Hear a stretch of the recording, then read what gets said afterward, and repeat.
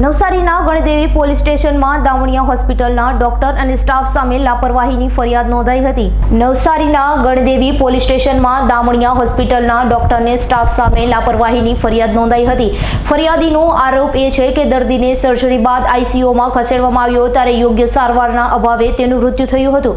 આરોપ બાદ Gandevi police Navsari civil હોસ્પિટલમાંથી એક ટીમ બનાવી તપાસ શરૂ કરી હતી।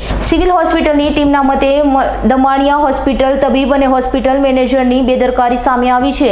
સિવિલના તપાસ ટીમના રિપોર્ટને આધારે ગણદેવી પોલીસ એનેસ્થેસિયા ડોક્ટર ભરત નાયક નર્સ અને મેનેજરની ધરપકડ કરી વધુ તપાસ હાથ ધરી છે। દમણિયા હોસ્પિટલની અંદર આશરે 4 મહિના પહેલા એક આઈસીસીયુ ની અંદર એક પેશન્ટનું મૃત્યુ થયેલું, જે આફ્ટર ઓપરેશન બાદ કોમ્પ્લિકેશનના કારણે જેનું મૃત્યુ થયેલું।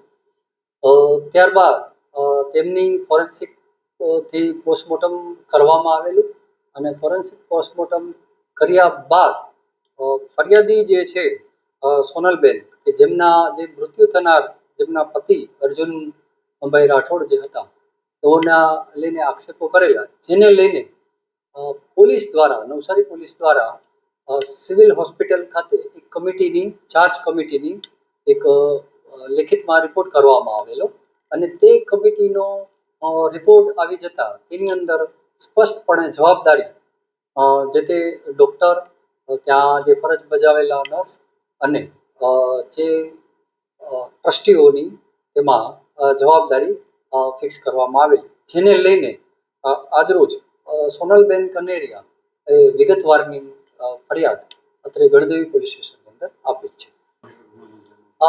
એમણે જે લેખિતમાં જે આપ્યું છે તે મુજબ બીએનએસની કલમ મુજબ ગુનો દાખલ કરેલો છે અને વિગતવારની તપાસ આગળ પોલીસ ઇન્સ્પેક્ટર ગણદેવીનાઓ તપાસ કરી રહ્યા છે।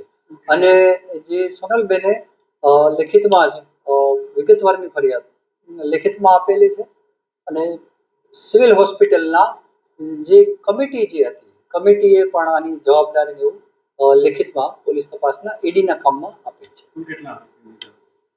હાલ અત્યારે જે પ્રોસિજર છે એ મુજબ જે તે જવાબદાર જે ડૉક્ટર, જવાબદાર નર્સ અને જવાબદાર જે મેનેજમેન્ટના જે ટ્રસ્ટીઓ અને મેનેજર ઉપર હાલ આપી છે। વિગતવારની ઇન્વેસ્ટિગેશન હાલ ચાલુ છે।